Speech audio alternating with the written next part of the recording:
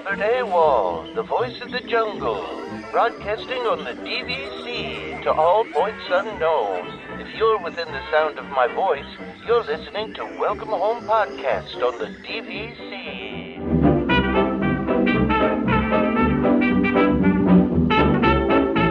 Hello and welcome home. This episode of Welcome Home is brought to you by DVC Rental Store. Thank you for joining us on episode 317 of Welcome Home, a Disney Parks and Vacation Club podcast. I'm Tom, here with Trevor and Damon. How's it going, guys? Hey.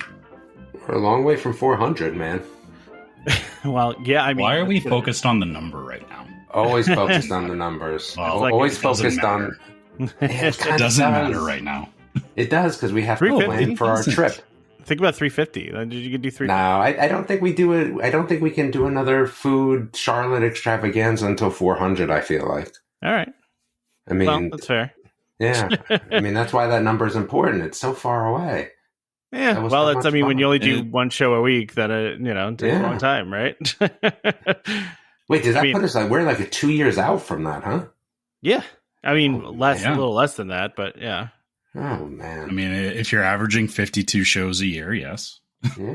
Well, I mean, we typically don't do 52 shows a year, right? It's that's terrible. That's terrible news, though. It's just a number. But yeah, I don't understand why you're so fixated on it. But because it equates to some sort of celebration. Well, we can have episode 372. Episode 372 means nothing. Like that's nothing. We can celebrate whenever we want. What does it matter? Episode. Why don't we do like? So yeah. Why don't we do the actual like anniversary of the show? Meaning, we started in April. That's true. Like, yeah. What was it? You could do it that way. Ooh. Yeah. That actually. Wait, is this year anything though? This coming year? We started in 2016, correct? I think it's 2017. 2017? Well, isn't that just disappointing? Maybe it's 2018. My daughter was born like right after we started, wasn't she? No.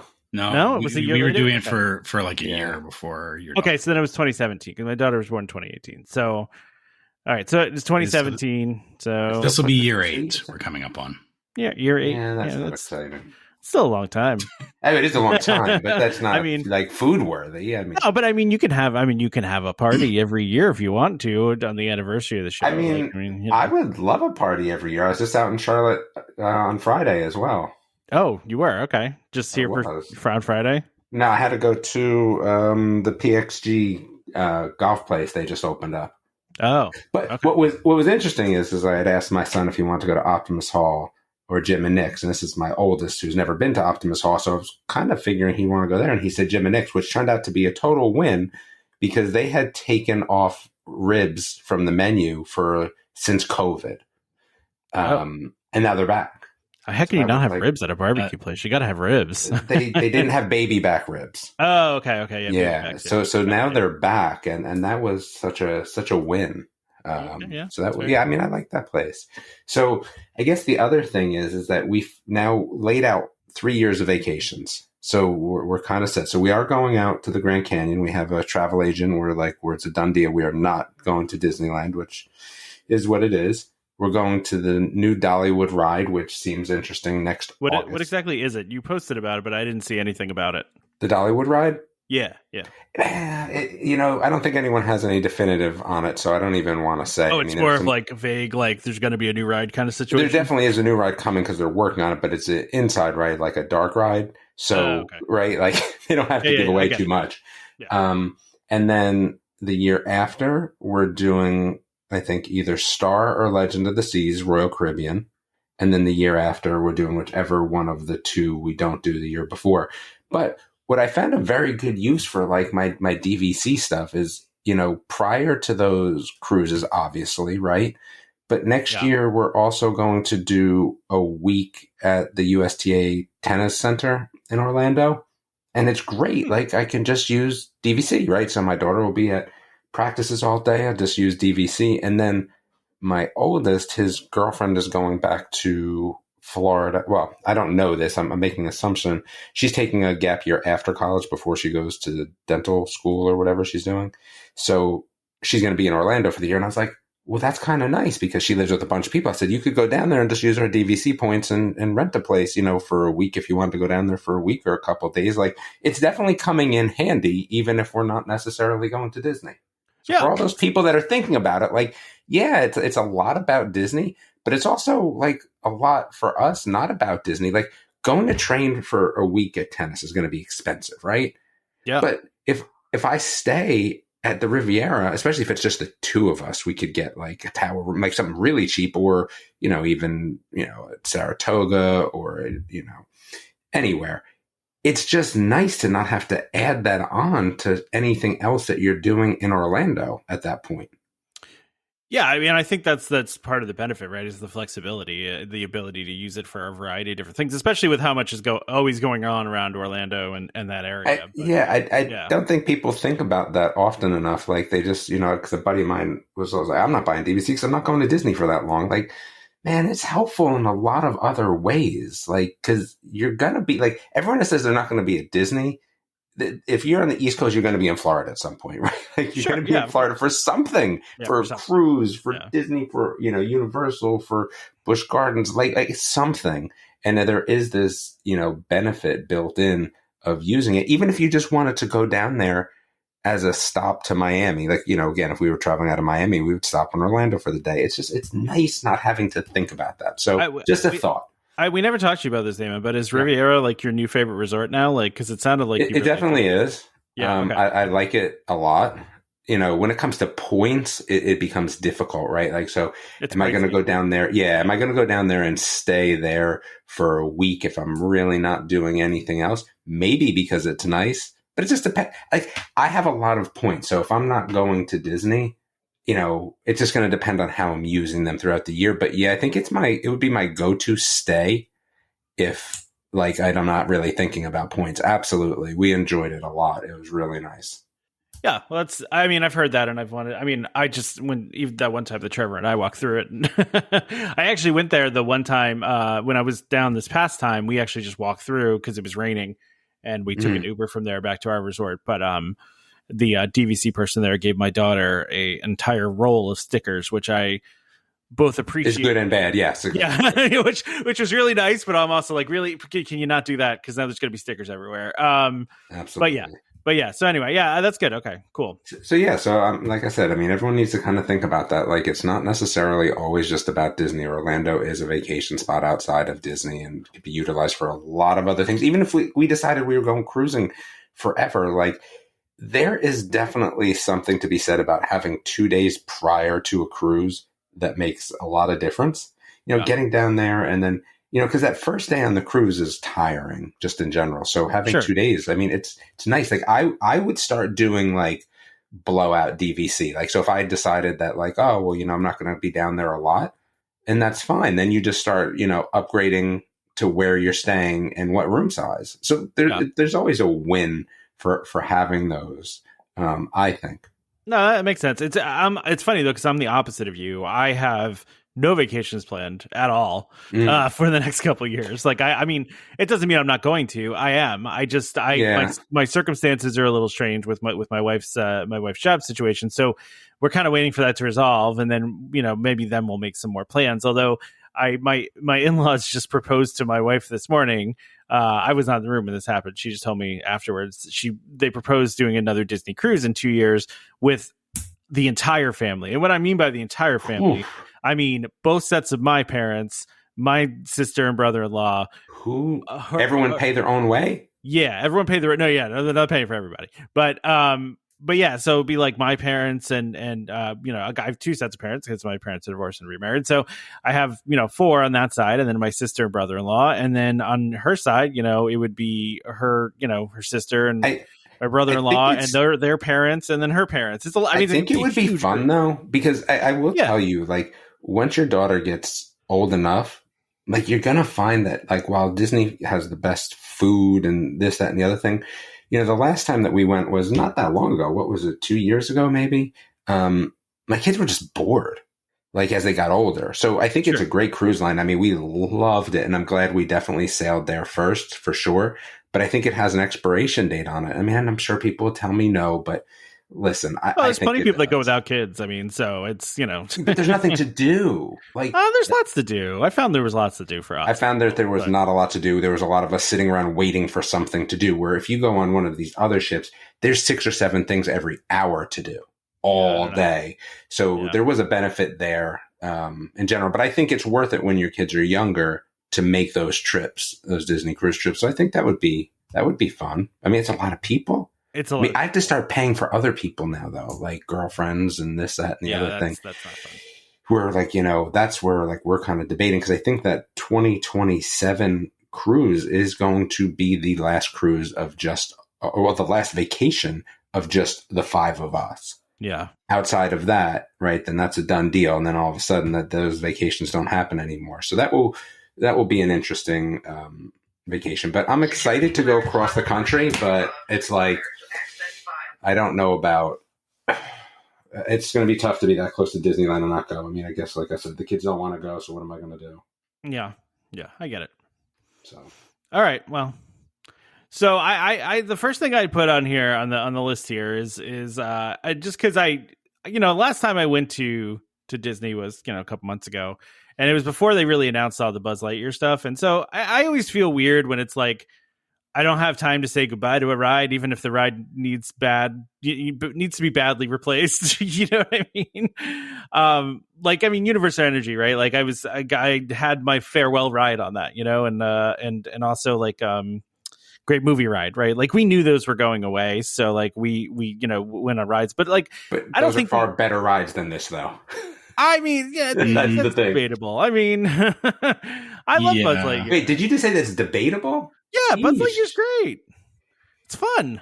I mean, I would think you would like that one because it's so competitive, I do like that ride, but is it the same level as the Great Movie Ride? Nah, Great Movie Ride's different, though. I don't know if they're comparable, really, because they're different. I mean, they're comparable in the sense of if you ask me which one I want to go on. I mean, again, yeah, right? Like I'm going on a Great Movie Ride. Yeah, well.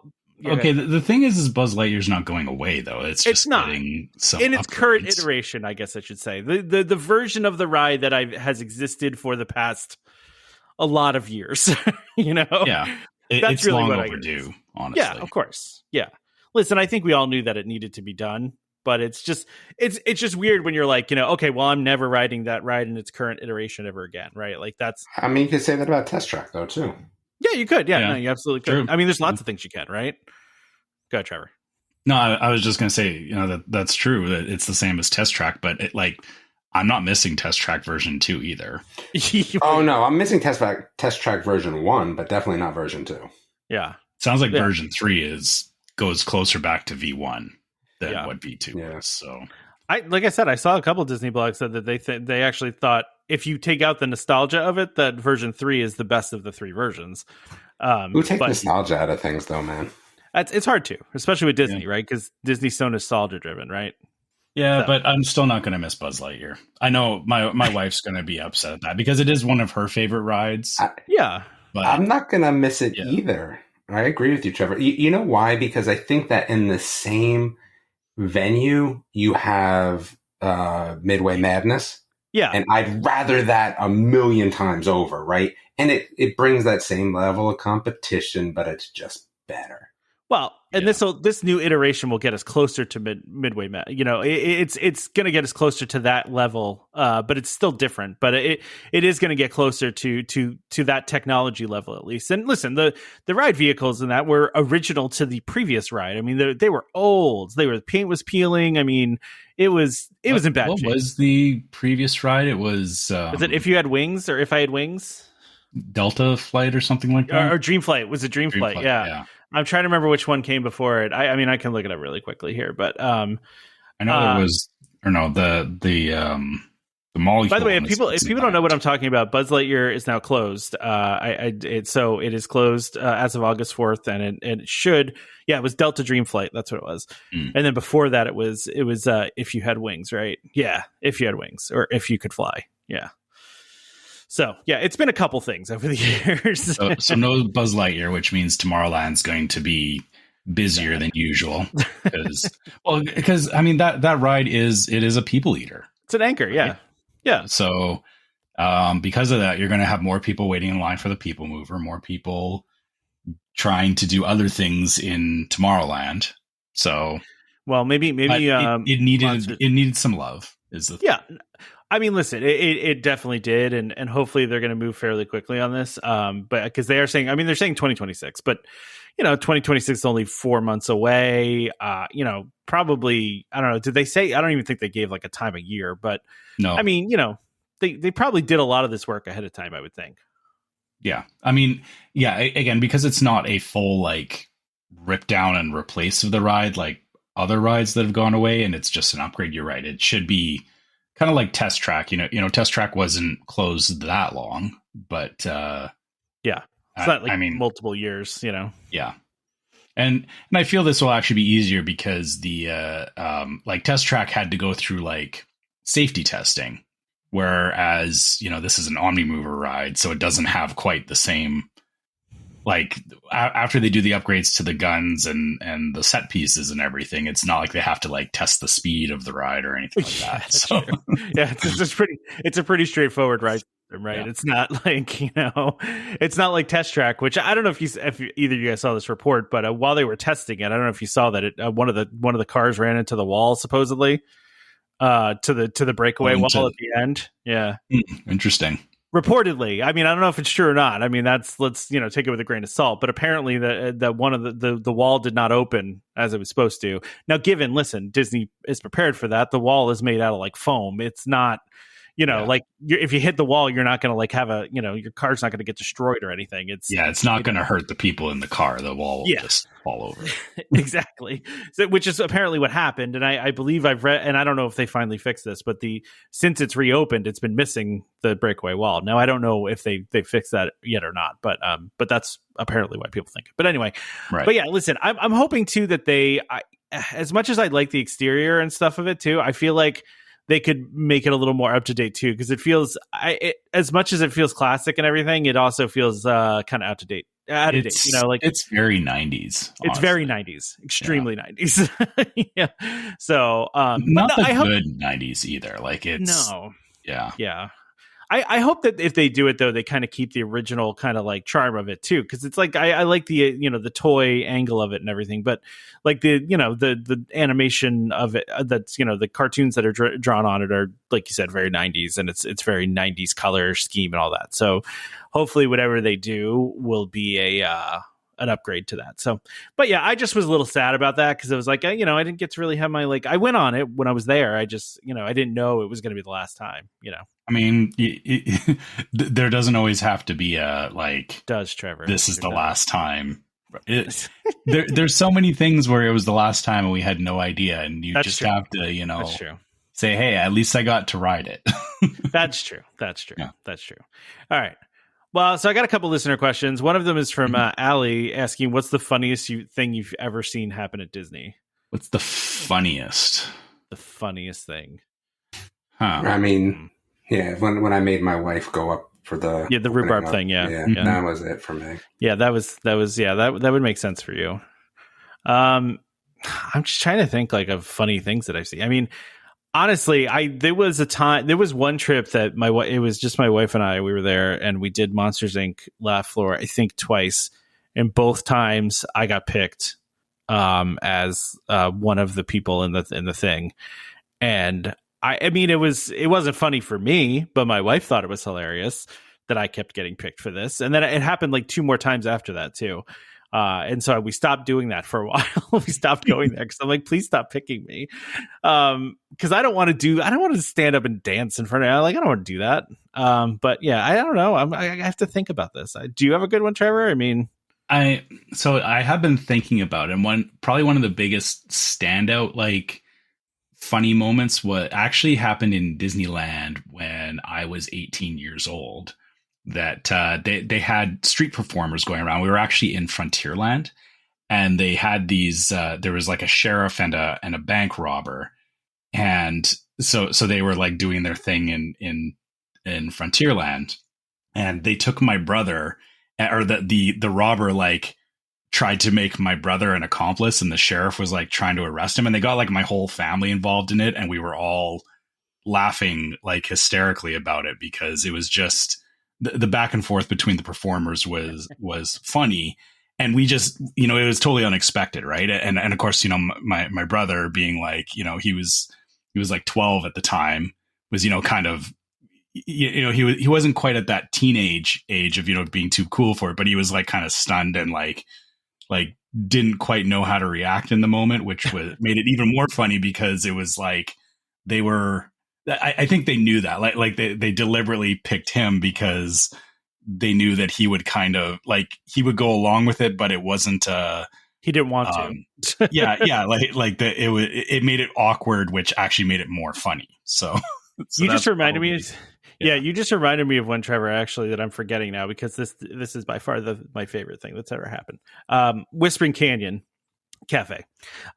So for those that I think most people probably know about Whispering Canyon, where depending on the waiter you get, sometimes they mess with you more and sometimes they don't mess with you as much. It really just depends on how much your waiter's into the bit.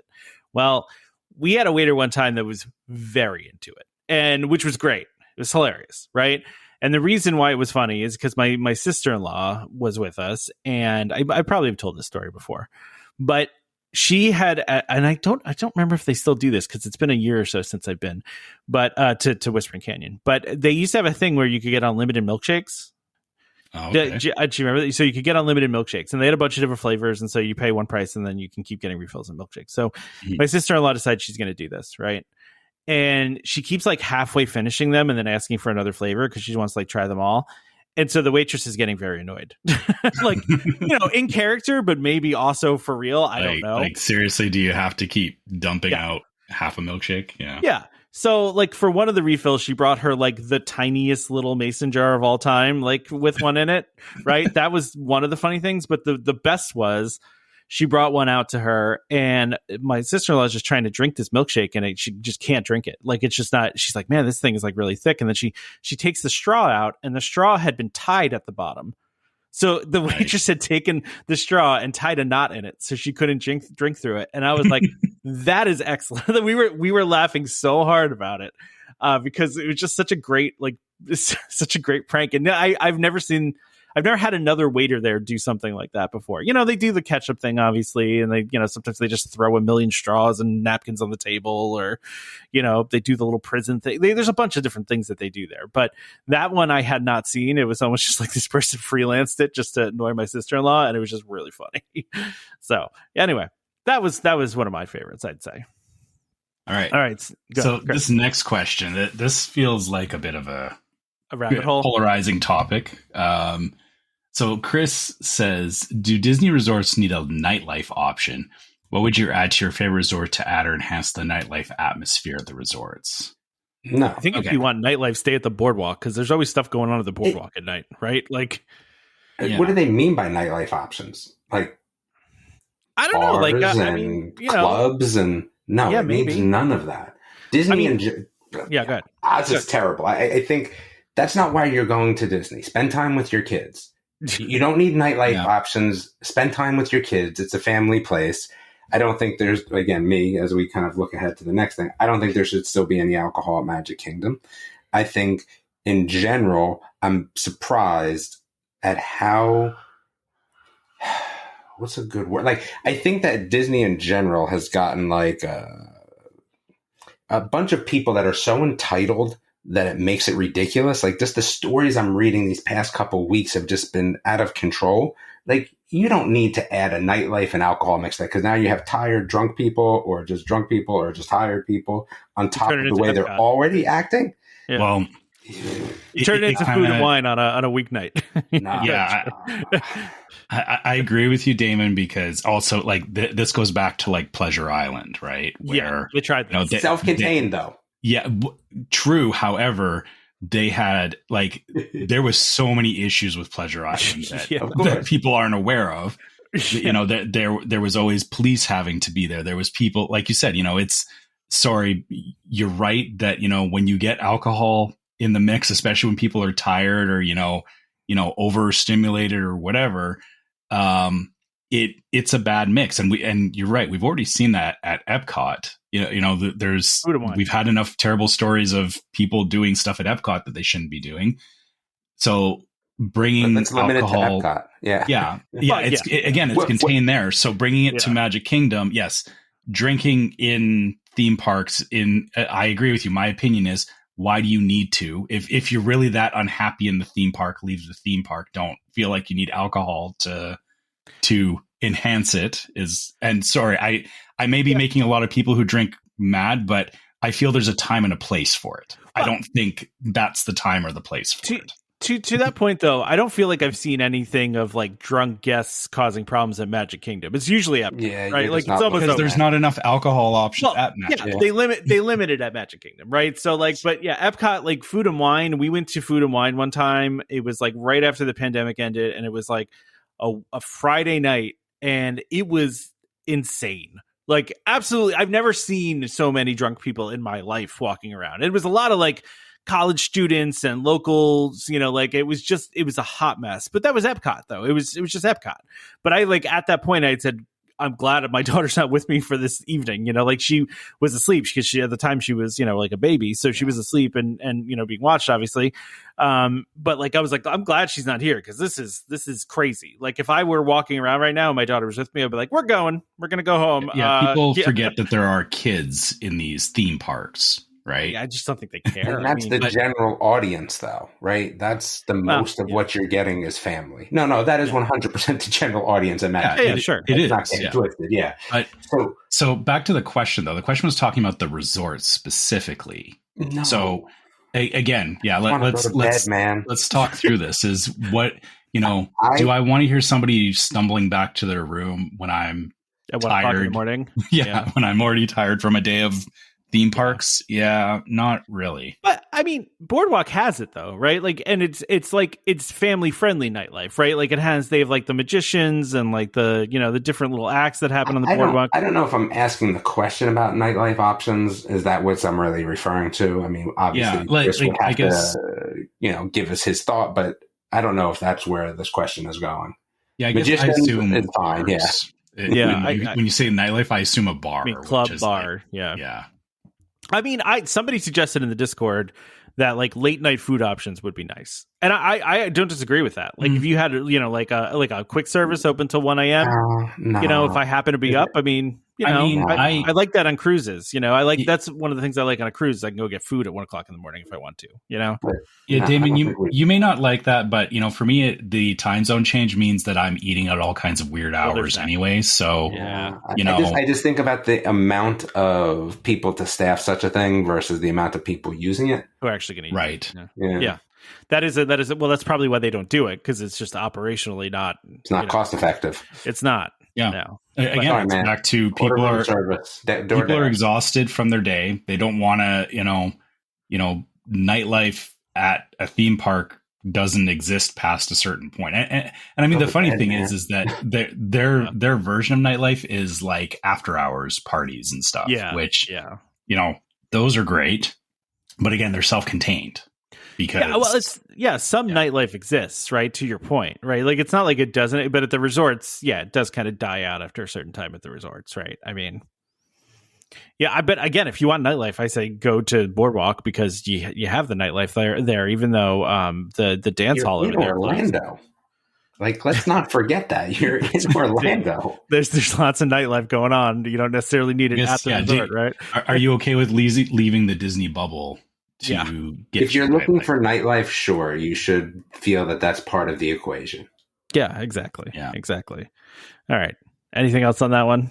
I just thought it was an interesting question. It is. I mean, it's good to talk about it because they tried already. they have done various iterations of it, but I'm with you, Damon. I don't think it makes sense for Disney specifically. I don't think there should be nightlife options, but Yeah, I don't disagree. I like I said, you can stay at Beach Club or Boardwalk, and if you want a little bit of nightlife, it's right there.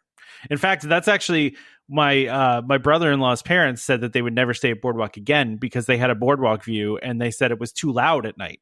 Like they could hear people out on the boardwalk doing stuff, and so I mean, if it just kind of depends on, I guess, what you're looking for, right? So anyway, I put this on here just because we haven't talked enough DVC lately, and I always enter these DVC sweepstakes. Do you guys ever do these? Must be nice. Oh no, it's another thing Canada can't do. That's terrible. Yeah, we don't. You realize I don't get to do any of these, even though I would love to. Yeah, that's really unfortunate because I forgot. I'm sorry, Trevor. I forgot that this is like a thing that this restricted to. So this Disney Vacation Club sweepstakes is only open to the 50 mainland United States and the District of Columbia. Just use my address. I don't think it works that way. Higher probability of winning. Well, there's that. Yeah, there's that. How many people do you get to bring? I'll bring you along, Trevor. The winner and up to 7 guests. Okay, so look at that. I can bring 7 guests with me. Cool. If you win, we'll come with you. But all right, that sounds good. I've never won this, even though I've tried many times. But they're giving away 6 nights in a 2-bedroom villa at Riviera. With also park hopper tickets and a Moonlight Magic event, which you could get access to anyway, but whatever. Mm-hmm. If you want to put that on there, they should say like VIP access of some sort. You know what I mean? Like they're going to. But just having access and not having to like click anything to get it is nice. That is true. I'll give you that. Yeah. I'll give you that. But yeah, so 6 nights, and by the way, this is a prize value to $28,000, which I mean is not surprising to me because. I mean, Riviera, like you said, Damon, it's a lot of points in a 2-bedroom. Man. Yeah, what'd you say? What did it say? 7 people? Yeah, yeah. Wait, you said it's only a 2-bedroom though? Yeah, it's a 2-bedroom. The winner and up to 7 additional guests, man. So 8 people total. No, that's too many for a 2-bedroom. Sorry. Yeah. Well, we also get round trip airfare too. Round trip airfare, so that's included. And transportation from the airport to the hotel, so that's good too. Right. Well, it's nice they're doing something. Yeah, I guess. 2 families split in a 2-bedroom it's a little awkward, isn't it? I don't even take my family in a 2-bedroom anymore. Like I'm looking. But your family's bigger than our families, so it's a little different. But I'm saying like 5 people, and I still wouldn't do. I'd still try to do a 3-bedroom. Actually, the Riviera 2-bedroom though is nice because it's got that extra drop-down bed. The one that's over by the TV in the 2-bedroom, which is kind of nice. That is nice, actually. Yeah, I like the pull down beds. I'm a big fan of those Murphy beds. It seems like they're putting them everywhere now. So yeah, and of course this contest, just like previous contests, is like where you have to watch a bunch of videos, which I always think is funny. Like the more videos you watch, the more chances you get to win, which is just always weird to me. Nah, just leave it on the background, man. Have another tab open and just hit play every once in a while. Just let it roll, get all those entries in. I never win anything though. So anyways, you can receive up to 15 additional entries for watching 2 bonus videos that run between 1.5 and 3 minutes in length. Okay, just 2 videos. Come on. 6 minutes for 15 additional entries. Come on. That's easy. You can do that. I can't. Yeah, you can't. Okay. I can't. All right. Let's why don't we go ahead and do our ad and then we'll talk about Beak and Barrel. All right. This week, our sponsor is DVC Rental Store, which is a World of DVC company that offers magical vacations at incredible value. Save up to 60% off retail rates at premium Disney resorts. DVC Rental Store now includes deposits as low as 25% at the time of booking and a built-in cancellation policy for every reservation. As always, DVC Rental Store pays out the most to members looking to rent their points. Want to learn more? Go to dvcrentalstore.com/welcome home or call 1-855-DVC-RENT. That's 382-7368. When you speak to them, be sure to let them know that Welcome Home sent you. All right. So we have our first look now at the Beak and Barrel, which is, Damon was mentioning he doesn't want alcohol in Magic Kingdom, but here's a new bar. Exactly. Yeah. Like it looks cool and like I like the whole setup, but we don't need that. Especially pirate themed. Like I feel like that's even more like just crazy. Like asking for craziness. Yeah. I feel like I mean, it's directly attached to Pirates of the Caribbean, and the rum is a heavy theme there. So, I mean, I guess somebody will take it seriously at some point. Probably. Is it me or did this come together very quickly? Because I feel I don't remember when this was first announced, but I don't feel like it's been that long. This was announced back in like 2020 initially. What? If I recall 2020. Yeah, this I remember there was conversations about this back before COVID. I just mean I guess when they started building it to now, right? Like it feels like it happened very quickly. But yeah, so that area has been closed for a long time too. Yeah. But it's going to start open. It's going to open on August 29th. So just a couple weeks here. Reservations are going to open on August 14th. So this seems like it's probably going to be the kind of place that's pretty small. So you're probably going to need to have a reservation to check it out, which, it's never like anything new. It's going to just be busy for the first little while. Yeah, I do have to say, just off the bat, the souvenir mug that they're selling is pretty cool. Is it the mug with the skull? The skull. Yeah. No, I'm talking about the skull in the very first picture. Yeah. Oh, I didn't realize that was a mug. I think it is, right? Yeah, it looks like there's ice in the top of it, right? Do they call it out anywhere in here? I couldn't find it later in the article for some reason. But there is another mug here, or I guess it's this treasure trove. Oh wait, here it is. They do call it out. Where? It's there. Let's see. Yeah, it's a souvenir pirate skull mug. It's for the Plunderer's Punch. Ah, okay. Yes. That's a pretty cool mug. I like it. I mean, it kind of looks like it's made out of plastic, which is a bummer if it is. But I don't know. Yeah, I guess we'll see. 'Cause, the thing is some of these things look like brass or copper, like some of the mugs and whatnot, which makes me wonder. Yeah, you're right. Looking at the skull mug, it definitely looks cheaper than. I mean, some of the other stuff. Sometimes though, when they make the mugs out of ceramics, they can look like that, really nicely polished, where it almost looks plastic. So, it might not be. But right. So we're getting a look here at the menu. Right. And just off the bat, a couple things here. And the nice thing is, too, they're going to have seems like they're going to have a lot of non-alcoholic options as well. So, yes, because, again, it is I assume there will be kids in this particular establishment. Yes, of course. So it looks like the treasure trove here. I guess that's the first one that's over to the left there. That's in the copper mug. Mm-hmm. Was that ube, lemon, coconut? Okay. I mean, and then a vanilla cake plank, which I guess is just a vanilla cake pop. White. Right? It's that white piece on the plate. So a vanilla cake doesn't really pop. Look like a plank, but yeah, it really doesn't. And some caramel corn and a chocolate cannonball. Yeah. So nicely themed. Yeah. Again, it seems like a good one for the kids or anyone who doesn't want to do an alcoholic drink. Well, and then I guess this other one. Go ahead. Yeah, the next one, they have another one, which is the Cursed Treasure, which is a combination of coconut milk, cookie crumbs topped with vanilla foam, and a pirate's gold cookie. So I actually thought that cookie was like a coin. I thought that was metal. Yeah, that's not metal. Yeah, apparently that's a cookie. So all right. Yeah. Feels like it would turn your mouth gold. Yeah, and I guess it's like a cookies and cream flavor. I think between the two, I would go for the Treasure Trove over the Cursed Treasure. But yeah. I would agree with that. There's more going on there, right? Mm-hmm. Can we talk about the Kraken's Catch, though? Yeah, this thing looks just gnarly. I thought it was a drink, but it's actually food.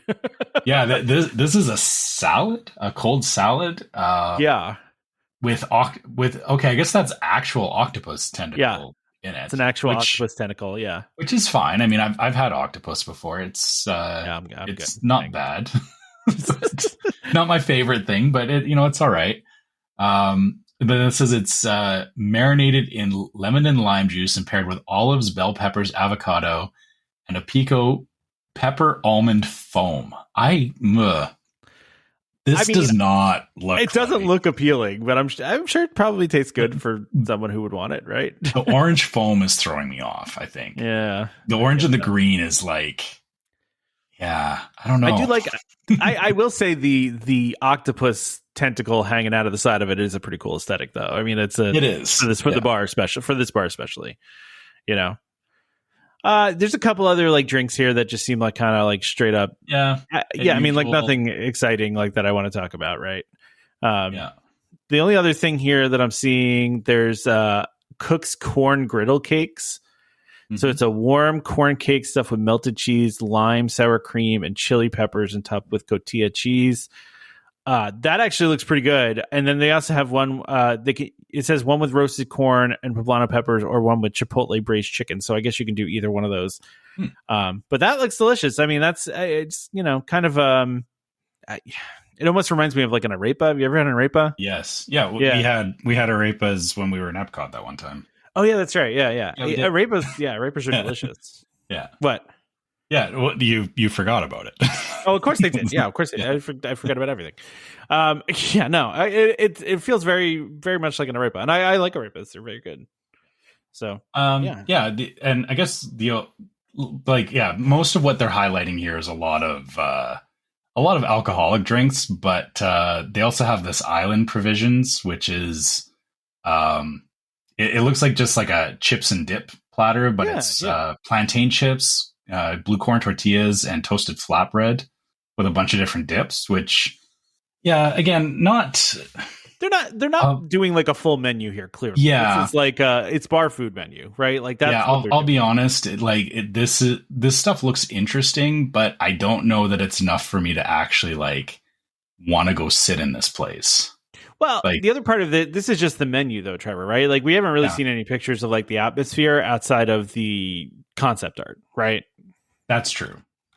So, like, you might just go to hang out because there's going to be, like, fun things happening around. Like, if it's anything like the Haunted Mansion bar and the treasure was, like, it'll be fun to hang out in. So you're saying that you get some chips and dip and enjoy the show, maybe a drink, and you just kind of sit there and vibe for a little bit. Yeah, kind of like what do you call it? The Trader Sam's, you know? Right. Okay. Fair.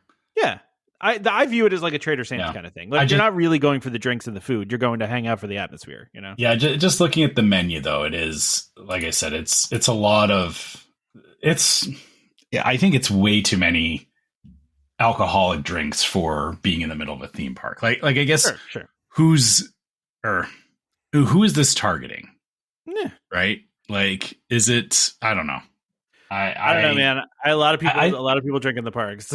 Yeah, I just thought it would be like, I was hoping maybe that, knowing that it was going to be like a bar type scenario, but it was going to be more family friendly. But I guess it kind of already, like, they are showing, there are options for family friendly stuff, but it's really alcoholic stuff there. Yeah. Yeah. It's still really kind of weird though. Like, you know what I mean? Like like a bar in the middle of Magic Kingdom, even though it fits in with Pirates of the Caribbean and all that, it still feels a little weird.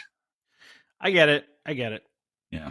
I'm not 100% sold. And I think it's the biggest detractor for me is that orange foam with the octopus. Really? I thought you said it didn't look appetizing to you. That's what I'm saying, is that's really turning me off of, like, I don't want to try any of this stuff if that's what they're leading with. Yeah, that's fair.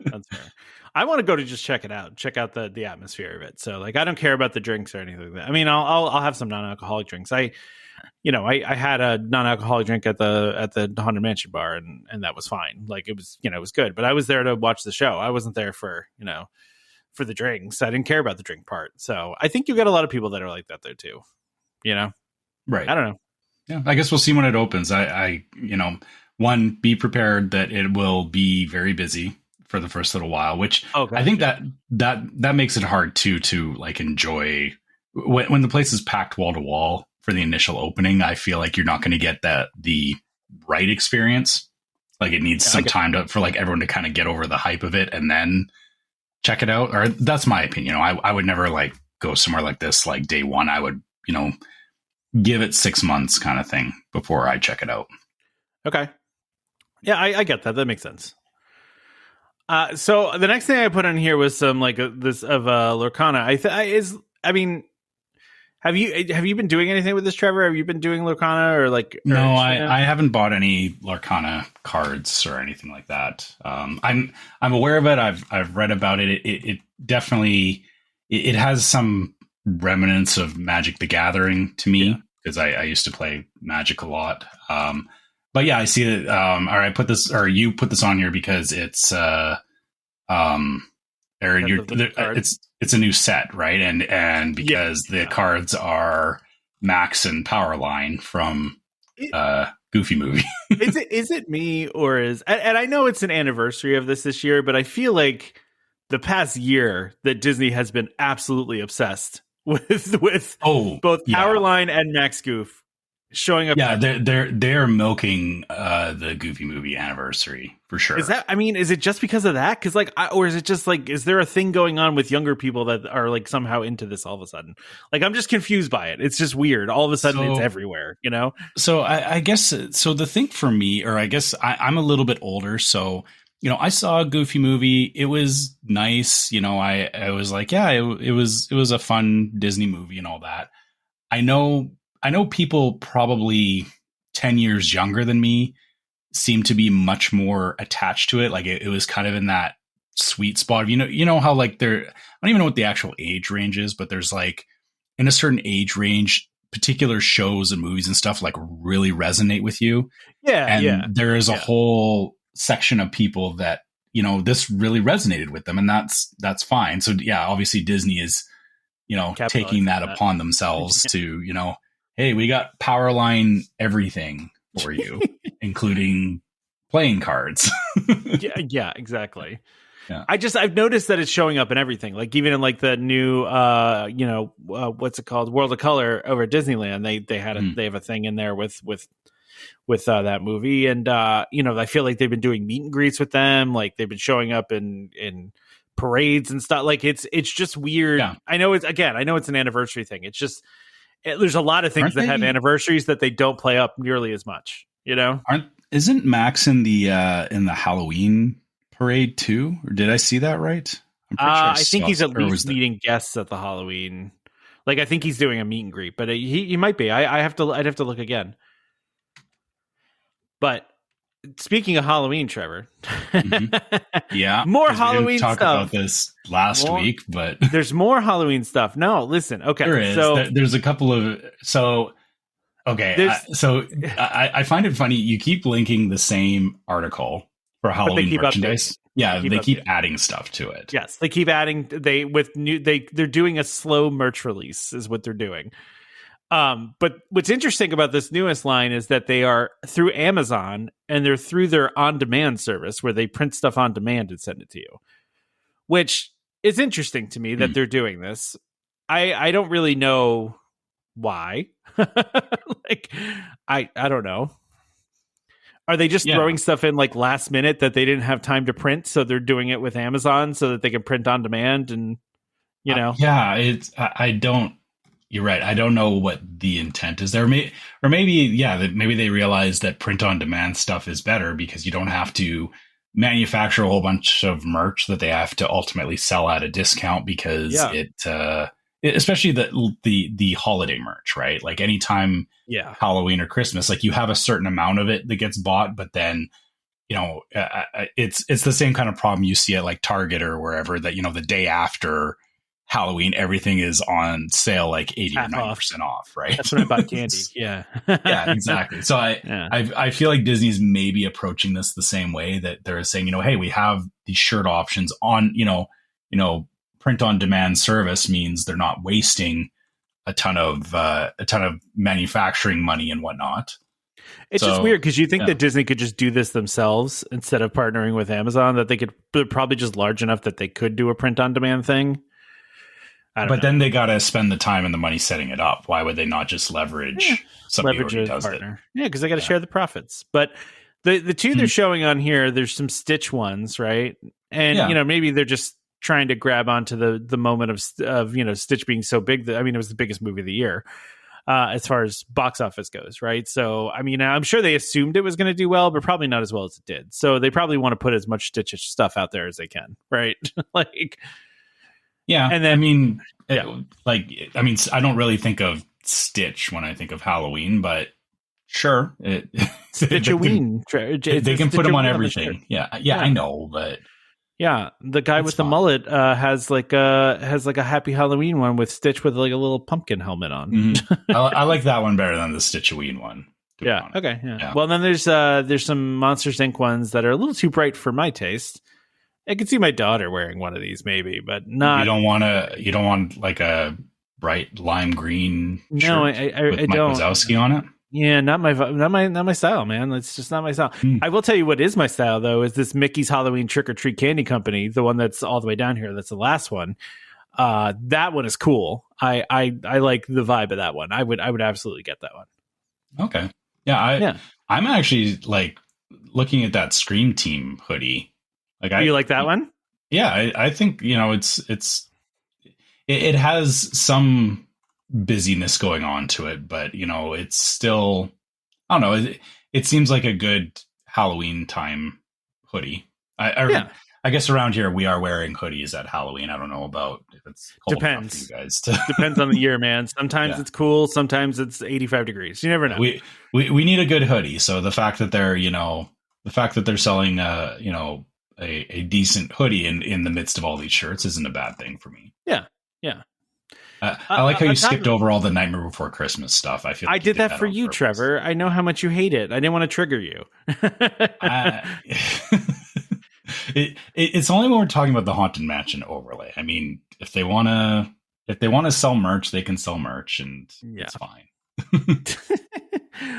They also have these new Disney wishable things, and also Squishmallows, which my daughter is obsessed with Squishmallows. Yeah, I was gonna ask if you are you a Squishmallow family? Because I don't personally get the whole attraction of Squishmallows, but I also was never into like, I'm gonna be dating myself saying this, but like Beanie Babies and stuff like from like back in the 90s. Well, you're also not 7 years old, so yeah, but it seemed like there's still like a cross section of people that it doesn't matter the age, they still just like buy all this kind of stuff, which it's fine if you're into those kind of collectibles, but I just don't.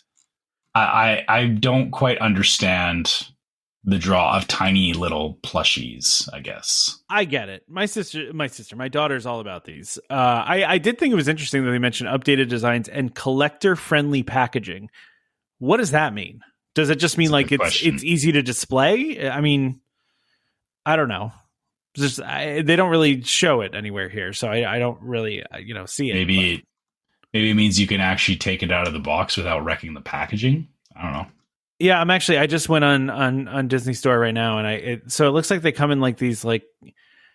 How is this collector friendly? It's like a cardboard box, basically. It's right. Okay. I don't know what this means. These are expensive. What are they? How bad are they? Oh, actually, no. You know what though? It's okay. Never mind. It's not, because it's $18, and it looks like you get 5 of them. So I thought it was $18 for one of them. Yeah, I was like, get out of here. Those are $18 a pop. Oh boy. Okay, yeah. So these come in sets, is what it is. I guarantee you, if I bought these for my daughter, she would lose her mind. She would absolutely love these. Which ones would you be getting for her? That's a tough question. Probably. I mean, I don't know. I would probably get her the Fab 5 one. I mean, that's fine. I mean, she would like that by itself, right? Yeah, I would think. I could be wrong, but I mean, the villains one's kind of set is kind of nice, but the weird, but I guess kind of, or the one that's getting my attention is the Hocus Pocus set, because it's the Sanderson sisters. Oh yeah, that's pretty cool. Binks and Danny, which like.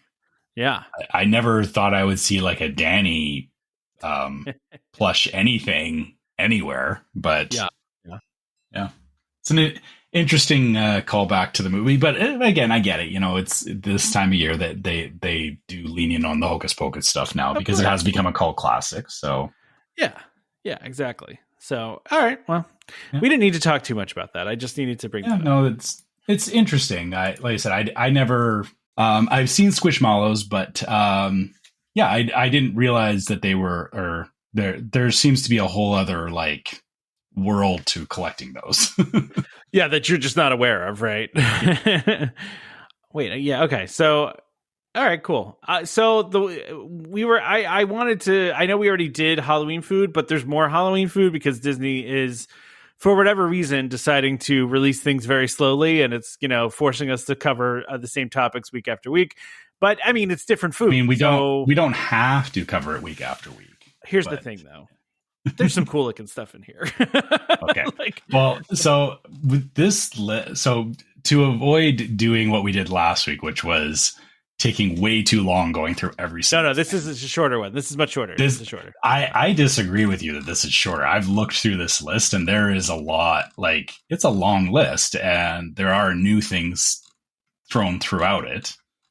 So why don't we just pick a couple then? Okay, let's. Yeah. I'll pick out some things that stand out to me. So over at Disney Springs, Jock Lindsay's Hangar Bar, which is a place that's on my list of wanting to go. I have not been yet, but they're doing Jock Lindsay's Halloween Hangar Bar, and they're doing Alien Invader sliders, which is crispy Nashville hot fried chicken, sliced provolone, dill pickle slices, cheddar chive biscuit, and queen olives.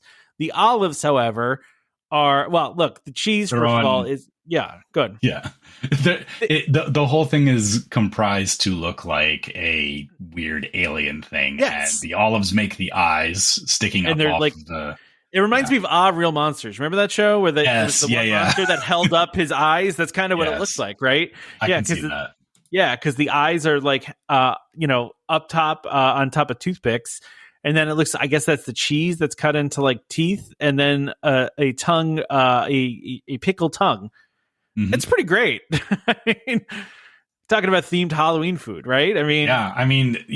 Jock Lindsay is definitely leaning in hard on it this year, which again, I said this before, is, properly themed food is definitely, makes me want to go and visit places like this. Honestly, I think Jock Lindsay kind of won on this. They definitely win this. They 100% win this. Yeah. They had, or there was that. The cursed mummy sausages are cute. They're picked in a blanket that they drew eyes on, and they put in a sarcophagus. And then the phantom dumplings, which are chicken and pork dumplings in rice paper served with a teriyaki dipping sauce. These things look like the dumpling wrapper looks just it does. But the rice, basically, they say wrapped in, but it's not really wrapped in. It's thrown over the top. Yeah, it's just like a rice paper thing draped over a ball of meat. Yeah, it's like if you needed to do a last minute Halloween costume and just grabbed a sheet and cut 2 holes in it. That's basically what they did on this. But it still, I think, looks pretty cool. I still like it. I don't know. I still like it. And then they also have the zombie eye bites, which are seemingly just deviled eggs with some crispy fried chicken underneath. And they look like eyeballs. To look like an eyeball, yeah. Now, do you suppose that they come in these fancy boxes that they're showing in? If they don't, then I'm disappointed because it's false advertising. Because there's the coffin that the pigs in a blanket come in, and then these eyes are like in a box with it looks like it's got like some. It's like logos or something. Like I've never seen anything like it. Like this is not like Disney stuff. This is Jock Lindsay stuff. If it doesn't come out in that wooden box to me, I would be very disappointed. That would be a bummer for me. I would be like, this is false advertising. You've ruined this for me. So they also have like a one where they burnt a skull into the top of it, which is just like, it's basically just like little quesadillas kind of, right? Yeah. So, yeah, I mean, that's cool too. Sorry, I'm trying to figure out do they even list that? Oh no, that's the Skull of the Dead. Okay. Yeah, the Skull of the Dead, mojo pork, cheddar, flour tortilla, pico de gallo. It's like basically a little quesadilla kind of thing. Yeah. I do like this drink on the end that has a ghost marshmallow on the top of it that is skewered with a toothpick. I think that's the spike trap. Yeah, it's pretty funny actually, because the ghost looks like, oh no, I got spiked. Yeah. Like it's just kind of funny. Listen, I think that they win the game, but are there other ones that stand out to you that are really cool? I mean, like I said, I've looked through this list, and Amorette's has had their usual selection of mini cakes and stuff, which they're always great, but. I think Jock Lindsay's was by and far the most impressive lineup of food that I've seen on this list. Because everything else is very like, oh, there's like a waffle with like the Huey, Dewey, and Louie on it, and I'm like, okay, like what does that? What does that do for me? Yeah. I mean, it's all that goes back to the they're using the chocolate wafer with a printed thing on it, which is cute, but it's very hard to compete with what Jock Lindsay's is doing. I have to say though, this Vampire Stitch mini cake from Polynesian though is pretty cool. That's been there previous years, though, hasn't it? I know. I think it has. Yeah. It doesn't say that it's new, but I do think it's pretty cool. I remember, nonetheless. I remember seeing that or either we talked about it or I saw it because we had a trip in the fall once, and I was kind of looking at that stuff, and it seems like that's their go-to Halloween thing at the Polynesian. It is cool, though. It is cool. I do like this from Emirates, like you mentioned, the chocolate chunk Halloween sprinkle cookie. Like it's not the most themed thing in the world, but it looks delicious. I want to eat it.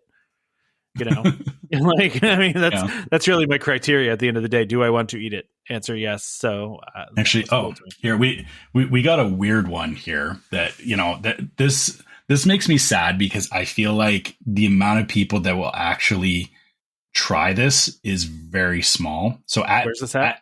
At the campsites at Disney's Fort Wilderness Resort, Trails End Restaurant, there is a Headless Horseman pop, which has the chocolate piece on it with and they have like a little picture of the Headless Horseman, but the chocolate pop itself, like it's colors, it's the purple and orange. It's made to kind of look like fire, which is very cool. Like it didn't need the Headless Horseman thing. I get why they did it. Like it's like the cape and the flaming pumpkin kind of blending together. But the problem is that this is at Fort Wilderness. Go all the way to Trails End. Yeah. Yeah. Like that's really. You didn't even mention what it is though, too. It's a chocolate chip cookie dough and brownie dipped in white chocolate and with a chocolate piece. That's a classic combination for me. But you gotta go real far to get it. Yeah, unless you're already at Fort Wilderness, that one's kind of a no-go, right? I mean, it's not funny that that's get there. It's not like I said, looking through this list, that's like the only or there was that, and then there's a pumpkin sugar cookie, which is whatever. It's nothing fancy. But like, out of all the places that they could have done new food, they went here. For trans, I know. Right? Like, oh wait, can I direct you? Wait, Trevor, can I direct you to the ganachery for the poison apple chocolate piñata? Okay, I did skip over that because, like I said, the ganachery is it's amazing. Yeah. Well, again, like I said, the thing is that it's they always have a selection of. Oh yeah, I see it now. They always have a selection like the ganachery and Amaret's both do just amazing stuff all year round anyway. So I just kind of assume it's like whatever is there at the time is what it's going to be fantastic. But yeah, you're going to eat it anyway. Cool, though. Yeah. This piñata is awesome. It looks just like the poison apple, and it's like it's just really well done. As you wonder, said. Yeah, it looks like they laid like green fondant over top of the apple, which I mean that's pretty cool. Yeah, that's pretty impressive too. I'm guessing it's the ganachery, so they took time to make it, but I feel like that there can't be too many of these, or they have a limited amount that they're selling because these take time to make, right? Oh yeah, there's no way that they're doing a whole bunch of these. I'm sure there's a fair, but the other part of it too, though, is that it's filled with cinnamon apple marshmallows, which just sounds delicious. Like cinnamon apple marshmallows, right? How have I never had that combination of marshmallows before? Cinnamon and apple. Yeah, I think I would actually like that. I know you're a s'mores fan, but I think I would like that more than s'mores. Really? Okay. Yeah. Yeah, it's fair. A cinnamon apple and chocolate. I mean, it's not all that far off, right? You're just adding some cinnamon in there, right? Yeah.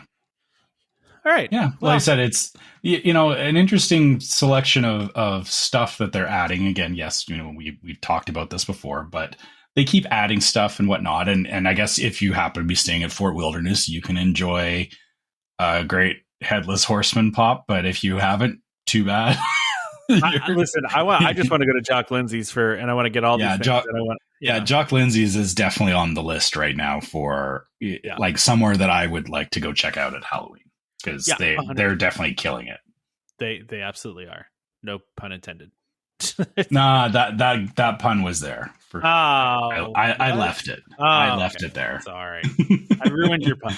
All right, unless you have anything else to talk about, let's wrap her up. What about or just the last thing was they have this Mickey Mouse ghost popcorn bucket, which looks incredibly cute. Did they have that one in the past? Is that a new one? This is new. Oh, I thought. So I thought that wasn't a new one. The Pluto. Yeah, the Pluto one isn't new, right? Okay. So, it says the Pluto one's new, but I've seen a similar one to the Pluto one. Or they've had Pluto sippers, but you're talking about the Ghost. Oh yeah, that is really adorable. Yes, basic, but adorable. Well, it's also like a decent popcorn bucket. Like it's not because it's actually got volume for popcorn. It's shaped like a cylinder and then has all the extra stuff on it. But yeah, it's very cute. I think that's a good Halloween popcorn bucket that they've done. I would agree. I agree. Yeah. All right. Yeah. All right. Good go. I think that's a good. We covered a lot of stuff this week, which hopefully they or it's weird. They've been pushing the Halloween stuff, but we've not heard anything about food and wine menu yet, have we? It is a little odd, isn't it? Because food and wine is soon. Yeah. I did see that Newfound Glory has been added to the Eat to the Beat lineup, which I thought was an odd addition for Epcot, but that's neither here nor there. Sure. If you know who Newfound Glory is. I don't. Okay, well, yeah. That's just a little bit of a weird one for Epcot in my mind, but I'll take your word for it. I mean, there's a lot of bands on there that I would be like, I don't know. I don't know what the audience is for them because I'm not the audience. I mean, and that's fine. They're like a punk rock band. I mean, like punk rock doesn't feel like it fits very well into that. Interesting. Yeah. But I mean, we do have Bowling for Soup, which is kind of punk pop. Yeah. You're not wrong. Yeah. All right. All right. Cool. I mean, and Newfound Glory is kind of pop punk too. So, yeah. Right. So kind of in the same vein, it sounds. Yeah. All right. Let's wrap her up. All right. Yeah. Yeah. So I guess that's me now, isn't it? Yeah, it is you. You have to do this. Yeah. Yeah. So as usual, if you guys want to reach out to us, you can always find us at welcomehomepodcast@gmail.com. We love getting your trip reports and your questions and all that kind of stuff. So, that's the first place you can find us. You can also find us on social media. So on Facebook, we're found as Welcome Home Podcast. YouTube is also Welcome Home Podcast, and Instagram is Welcome Home Pics. Same thing. You can always reach out and ask us questions or share your own trip reports and stuff. Similarly in Facebook, we have our group, which is Welcome Home Disney Waitlist, where you can join in on all the things that we talk about on the show. People post memes about stuff on the show. Yes, I did see Dan commenting on our mini food time last week. That was not so many, but I'll blame Tom for that because he said it was going to be quick, and that turned out to be really long. Yeah, that was my fault. I thought the lineup was shorter than it was. It's my fault. Yeah. So, but it's fine. So we get memes because of stuff like that. And again, if you want to join the group and come check that kind of stuff out, we'd love to have you in the group and get in on the conversation, all that. And yeah, so. If you also want to support the show, you can go to store.welcomehomepodcast.com and you can check out our different merch there. And we also have a Patreon. So you go to patreon.com/welcomehomepod and check out our exclusive merch there that is different from the stuff on the store. So our Patreon supporters get an exclusive logo. Also, our Patreon supporters get access to the Discord server, which we mentioned earlier is yet another place that we have conversations about all the stuff that we talk about on the show, as well as just random Disney stuff, sometimes random non-Disney stuff. But yeah, just, another great place to get in on conversations with people talking about the show and about Disney. So if you're interested in that, please check out our Patreon. Last but not least, if you're listening on iTunes or Spotify or anywhere where you can leave us a review, leave us 5 stars. It just helps us get the show out to more people and all that. And we also love seeing your reviews on iTunes and seeing what you think about the show. So you can write us a review there. And I think that's all my stuff. So I think I'm done, Tom. Sorry, I just had to look up Dan's memes, making. Oh, you missed those. Yeah. I did because I don't really frequent social media as much as I used to. So these are funny, Dan, and clearly Dan is not a fan of food time, as David mentioned that any food time is too much food time, and he, that's fine, but Damon's not here for it anyway. So. And he loved that comment. So whatever, Dan. And I'm not even going to say which Dan. There's so many Dans. I don't care which Dan. I don't want to lump the cool Dans in, though, with that one, though. That's Ooh, okay. I'm just kidding.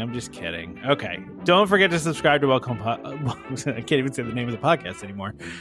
Don't forget to subscribe to Welcome Home Podcast so you can be reminded every time we release a new episode. You can find us on Apple Podcasts, Amazon Music, TuneIn, Stitcher, Spotify, YouTube Music, just about any place that you can find podcasts. You can find us. And if you can't find us someplace you want to listen to us, just let us know. We'll add it in there. Just a reminder to our listeners, Welcome Home Podcast is for entertainment only. We are not employed by the Walt Disney Company, and as such, all opinions we express on the show are our own. So please consult with a DVC cast member or Disney cast member for more information about anything we talked about today. Huge thank you to our sponsor, DVC Rental Store, for sponsoring this episode, and of course, World of DVC for continuing to support the show. So please check them out for any of your DVC or, really any of your Disney needs whatsoever. They can pretty much do anything for you at this point. Join us next time for more Disney Parks discussion. Of course, more DVC talk. We hope to see you all real soon.